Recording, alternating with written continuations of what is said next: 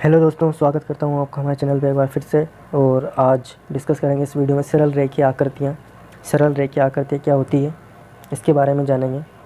तो देखो, सरल रेखीय आकृतियाँ क्या होती है? वे आकृतियाँ जिन्हें सरल रेखा से बनाया जा सके, मतलब कोई सी भी आकृति हो गई जिन्हें सरल रेखा से। सरल रेखा क्या होती है? एक सीधी रेखा। जैसे मैंने कोई सी भी आकृति बनाई, लेकिन वो सिर्फ सीधी रेखा से बननी चाहिए। ये सपोज मैंने अभी ये आकृति बना दी, ठीक है। तो यहाँ से यहाँ ये एक सरल रेखा है, मतलब सीधी रेखा है। यहाँ से यहाँ एक सीधी रेखा है, यहाँ से थोड़ी टेढ़ी लग रही है, लेकिन ये सीधी रेखा है, सरल रेखा है। यहाँ से ये भी सरल रेखा है, ये भी सरल रेखा और ये भी सरल रेखा है। तो ये सरल रेखा से बनी आकृति है। तो ये कौन सी आकृति हो गई? सरल रेखीय आकृति हो जाती है। अब सरल रेखीय आकृति कौन कौन सी होती है? तो सरल रेखीय आकृति त्रिभुज एक सरल रेखीय आकृति है, चतुर्भुज एक सरल रेखीय आकृति है, ठीक है। तो सरल रेखीय आकृति का वर्गीकरण कैसे करते हैं? सरल रेखीय आकृतियों का वर्गीकरण हम भुजाओं के आधार पर करते हैं। देखिए, इसमें बहुत सारी भुजाएं हो सकती हैं जिन्हें हम भुजा को हम एन से दर्शा सकते हैं। तो एन बराबर, ठीक है, सरल रेखीय आकृतियाँ। अब कम से कम कितनी भुजा होनी चाहिए? 3 भुजा होनी चाहिए। सरल रेखीय आकृति की कंप्लीट परिभाषा क्या होगी कि वे आकृतियाँ जिन्हें सरल रेखाओं की मदद से बनाया जाता है तथा जिनमें सरल रेखाओं की संख्या 3 या 3 से अधिक हो, ठीक है। तो एन बराबर कम से कम कितनी होती है? 3 हो सकती है। तो एन बराबर 3 होगी तो उससे तो बनेगा त्रिभुज। उस बहुभुज का नाम हमने क्या बोल दिया? त्रिभुज, ठीक है। बहुत सारी भुजा होती है, तो यहाँ इसको हम एन भुजा वाले को क्या बोल सकते हैं? हम बहुभुज बोल सकते हैं, ठीक है, बहुभुज। अब एन बराबर मैंने 3 ले लिया, तो इस बहुभुज को मैं क्या कह दूँगा? त्रिभुज कह दूँगा। एन बराबर अगर मैं 4 ले लेता हूँ तो इस त्रिभुज को, अब त्रिभुज ना बोल के अब क्या बोलूँगा मैं? चतुर्भुज। चतुर्भुज मतलब 4 भुजाएं। एन बराबर 5 ले लूँ तो पंचभुज, ठीक है। एन बराबर 6 ले लूँ तो षटभुज, 7 पे सप्तभुज, 8 पे अष्टभुज। इस तरीके से बहुत सारी भुजा, जैसे जैसे भुजा बढ़ती जाती है उनका नाम भी बदलता जाता है। अब हमारे काम की चीज़ कौन सी है? सबसे त्रिभुज और चतुर्भुज, ये 2 चीज़ें हमारे काम की हैं। और फिर न तो हम पंचभुज पढ़ेंगे ना षटभुज, डायरेक्ट हम कौन सा भुज पढ़ेंगे? बहुभुज। तो हमारे ऊपर ये तीनों काम की चीज़ें हैं, त्रिभुज, चतुर्भुज और बहुभुज। सबसे पहले बात करूँ त्रिभुज की, तो ठीक है, त्रिभुज एक सरल रेखा आकृति है जिसमें भुजाओं की संख्या कितनी होती है? 3 होती है। अब सबसे पहले त्रिभुज का वर्गीकरण, अगर त्रिभुज के टाइप्स ऑफ ट्राइंगल्स देखें, त्रिभुज के वर्गीकरण, तो त्रिभुज का वर्गीकरण अलग अलग आधारों पर किया जा सकता है, ठीक है। मैं यहाँ पे 2 आधार लूँगा, ठीक है, एक तो भुजाओं के आधार पर और दूसरा कोणों के आधार पर। भुजाओं के आधार पर बात करूँ तो भुजाओं के आधार पर विषमभाव त्रिभुज, समभाव त्रिभुज, विषमभाव समद्विभाव त्रिभुज और लास्ट समभाव त्रिभुज, ये 3 प्रकार के त्रिभुज होते हैं। कोणों के आधार पर बात करूं तो न्यून कोण त्रिभुज, समकोण त्रिभुज, अधिक कोण त्रिभुज। अब इनको थोड़ा सा डिटेल में पढ़ते हैं, थोड़ा सा नॉलेज होना चाहिए इनके बारे में, हमें काम आते रहते हैं। तो विषमभाव त्रिभुज क्या कहेंगे? विषमभाव त्रिभुज किसे कहेंगे? त्रिभुज है, 3 भुजाएं होंगी, तो भुजाओं के आधार पर वर्गीकरण है। विषमभाव त्रिभुज में ये एक ऐसा त्रिभुज होता है जिसकी तीनों भुजाएं अलग अलग होती है। मतलब अगर कोई ट्रायंगल एक त्रिभुज है, ठीक है, अगर उसकी तीनों भुजाएं अलग अलग है तो वो कौन सा त्रिभुज होगा? विषमभाव त्रिभुज होगा। और अगर कोई 2 भुजाएं समान है और तीसरी भुजा अलग है, कोई 2 भुजा समान है तो वो समद्विबाहु त्रिभुज हो गया। और अगर किसी त्रिभुज की तीनों भुजाएं समान है तो वो समबाहु त्रिभुज हो गया, ठीक है। इसके बारे में ज़्यादा जानने की जरूरत है नहीं, परिभाषाओं, इनके जो नाम है उनमें ही इनके मतलब छुपे हुए हैं। कोण के आधार पर बात करूं तो न्यून कोण त्रिभुज किसे कहेंगे? ऐसा त्रिभुज जिसका प्रत्येक कोण न्यून कोण हो उसे न्यून कोण त्रिभुज कहते हैं। जैसे ये एक ट्रायंगल ले लिया, तो इसके प्रत्येक कोण, इसमें 3 एंगल होंगे, तो तीनों कोण न्यून कोण हो। न्यून कोण क्या होते हैं? 90 डिग्री से कम। तो ये जो तीनों कोण हैं वो 90 डिग्री से कम हो तो ये त्रिभुज कौन सा त्रिभुज कहलाएगा? न्यून कोण त्रिभुज कहलाएगा। समकोण त्रिभुज ऐसा त्रिभुज जिसमें कम से कम एक कोण कितने डिग्री का हो? 90 डिग्री का। तो एक कोण अगर 90 डिग्री का हो जाता है तो वो कोण समकोण त्रिभुज कहलाता है। और अधिक कोण त्रिभुज क्या कहलाता है? अधिक कोण त्रिभुज किसे कहेंगे? जिस त्रिभुज में कोई एक कोण 90 डिग्री से अधिक हो जाता है, ठीक है। यहाँ पे इसमें तीनों कोण न्यून कोण, तीनों कोण 90 डिग्री से कम थे तो ये न्यून कोण त्रिभुज। इस त्रिभुज में एक कोण समकोण हो गया, 90 डिग्री हो गया तो समकोण त्रिभुज। और अगर इस समकोण से आगे बढ़ गया, मतलब कुछ इस तरीके से, ठीक है, तो ये एक एंगल 90 डिग्री से अधिक हो गया तो ये एंगल, ये जो त्रिभुज है वो क्या कहलाएगा, अधिक कोण त्रिभुज कहलाएगा। अच्छा, अब त्रिभुज की बात हो गई, ठीक है। अब चतुर्भुज की बात करते हैं।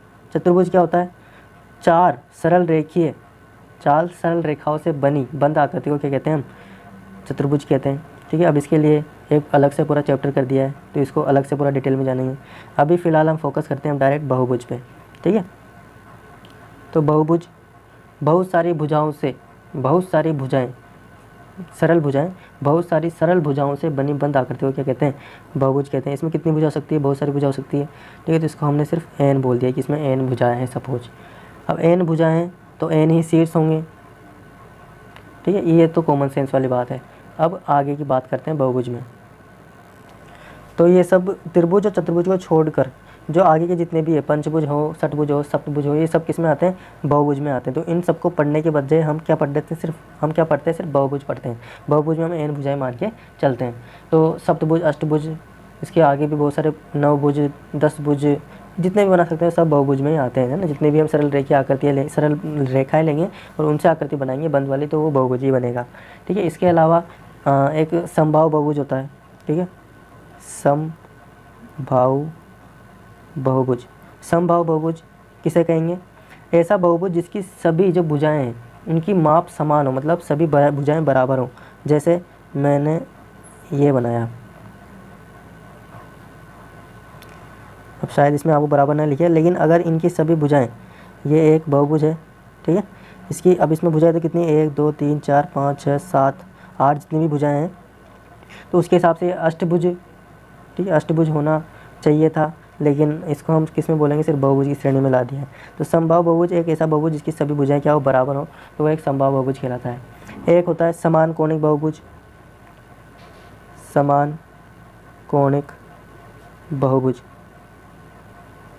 समान कोणिक बहुभुज में ऐसे बहुभुज जिनके सभी अंतःकोणों के माप समान हो। सभी अंतःकोण मतलब जितने भी इनके अंदर के कोण हैं, इनके माप, अगर सभी अंतःकोणों के माप क्या हैं, एक जैसे हैं, ठीक है, सभी 120 डिग्री के हैं सभी, या सभी 90 डिग्री के हैं, तो वो समान कोणिक बहुभुज कहलाएगा।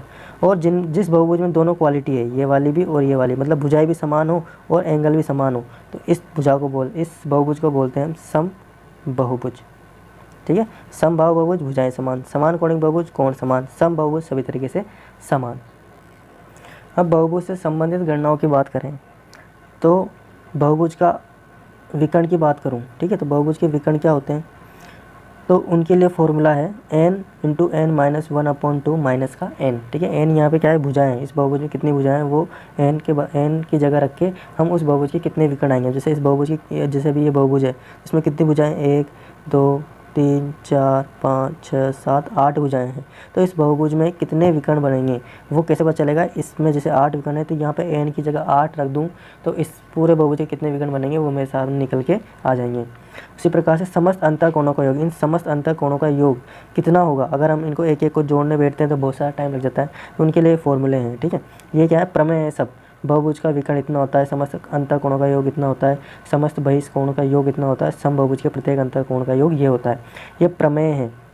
प्रमेय क्या होती है, जिन्हें सिद्ध किया जा सकता है। तो इन्हें सिद्ध किया जा सकता है कि बहुभुज के विकर्ण का, जो बहुभुज के टोटल विकर्ण होते हैं वो इतने होते हैं, तो इतने क्यों होते हैं, ठीक है, इनका प्रूफ है, लेकिन इतने इंपॉर्टेंट नहीं है, सिर्फ हमें फॉर्मूला याद होने चाहिए। प्रमेय क्या होती है, फिर बहुत सारी चीज़ें ऐसी होती है, जैसे मैं बोलूँ ये स्वयं सिद्धि है, तो ये स्वयं सिद्धि क्या होती है, या विग्रहित क्या होते हैं, ठीक है। तो वो सब चीज़ अगर आप में माइंड में कन्फ्यूज क्रिएट करते हैं, फिर उसके बाद में प्रमेय, फिर उपप्रमेय क्या होती है, निर्मेय क्या होती है, तो ये सब कन्फ्यूजन दूर करने के लिए मैंने एक वीडियो डाली हुई है, प्रमेय उपप्रमेय निर्मेय में अंतर, फिर मैंने उसमें स्वयं सिद्धि और अभिग्रहित के बारे में बताया हुआ है। तो वो वीडियो आप जाके चेक कीजिए, वहाँ से आपको पूरा कन्फ्यूज यहाँ से क्रिएट हो जाएंगी, प्रमेय क्या होती है क्लियर हो जाएंगे कि प्रमेय क्या होती है, निर्मेय क्या होती है, उपप्रमेय क्या होती है, ठीक है। तो ये सब प्रमेय है। तो समस्त अंतःकोणों का योग कितना दिया हुआ है इसमें, 2n - 4, मतलब अगर n बराबर में इसके सभी अंतःकोणों का योग मेरे को निकालना है, तो मैं इस 8 को इस n की जगह रखूँगा, 2 × 8 - 4 इंटू समकोण, समकोण मतलब 90 डिग्री से इसको गुणा कर दूंगा, तो समस्त अंतःकोणों का योग ये निकल आएगा, डायरेक्ट फॉर्मूला है। फिर समस्त बहिष्कोण का योग 4 × समकोण, समस्त बहिष्कोणों का योग, इसके जो बहिष्कोण बनेंगे, ठीक है, ये वाला फिर इधर से ये वाला, तो जितने भी बहिष्कोण बनेंगे उनके टोटल योग 4 इंटू समकोण होगा। समबाहुभुज के प्रत्येक अंतःकोण, ठीक है, तो प्रत्येक अंतःकोण, तो ये तो है समस्त अंतःकोणों का योग, और ये भी अंतःकोणों का योग है, लेकिन समबाहुभुज के जहाँ भी समबाहुभुज आए उसमें बटा में क्या लगा दो, n लगा दो, तो वो क्या आ जाएंगे, समबाहुभुज के प्रत्येक अंतःकोण। अब ये एक क्या है, समबाहुभुज है, समबाहुभुज है ना ये, तो इसका जो अंतःकोणों का योग इस फॉर्मूले से नहीं निकलेगा, मुझे इसमें बटा n का भाग देना पड़ेगा क्योंकि ये एक समबाहुभुज है। उसी प्रकार से समबाहुभुज के बहिष्कोण का योग मुझे निकालना हो तो उसमें भी मेरे को किसका भाग देना पड़ेगा, n का भाग देना पड़ेगा। तो ये डायरेक्ट फॉर्मूला है, इसमें हम वैल्यू पुट करके इस बहुभुज से संबंधित गणनाएं आराम से कर सकते हैं। ठीक है, इसके क्वेश्चंस देखते हैं। जैसे क्वेश्चन ये है, इसमें समबाहुभुज दिया हुआ है, इसमें भुजा की संख्या दी हुई है 10। ठीक है, तो प्रत्येक अंतःकोण का मान मुझे याद करना है। तो प्रत्येक अंतःकोण का, समबाहुभुज का प्रत्येक अंतःकोण का फॉर्मूला क्या होता है, ठीक है, अगर प्रत्येक नहीं हो यहाँ पे तो फॉर्मूला होता है 2n-4 इंटू समकोण। लेकिन यहाँ पे प्रत्येक कोण की, प्रत्येक अंतःकोण निकलवाने के लिए कह रहा है, तो समबाहुभुज में जितनी भुजाएं होंगी उनका भाग दे देते हैं, तो ये फॉर्मूला बन के मेरे लिए तैयार हो गया। अब यहाँ पे n बराबर मेरे पास कितना है 10, तो मेरे को सिर्फ इस फॉर्मूले में कितने रखने हैं, 10 रखने हैं। जैसे 2 इंटू 10 तो कितने हो गए 20 माइनस का 4 इंटू समकोण, समकोण का मान कितना होता है 90 डिग्री अपॉन 10। 20 में से 4 गए तो 16 इंटू 90 डिग्री अपॉन 10। ठीक है, इस तरीके से 0 से 0 गया, तो इसको जब इससे गुणा करूँगा तो 9 6 54 की 4 ऐसे 5, 9 एकम 9 और 5 14, 144 डिग्री। ये क्या आ जाता है मेरे पास, n जो 10 भुजा वाला समबाहुभुज था उसका प्रत्येक अंतःकोण 144 डिग्री का होगा। तो इस प्रकार से क्वेश्चन होते हैं, कुछ भी नहीं करना होता है, सिर्फ हमें इनकी वैल्यू पुट करनी होती है। तो आज के इस वीडियो में केवल इतना ही, मिलते हैं नेक्स्ट वीडियो में। अगर वीडियो पसंद आए तो वीडियो को लाइक कीजिएगा, चैनल को सब्सक्राइब कीजिएगा। मिलते हैं अगले वीडियो में।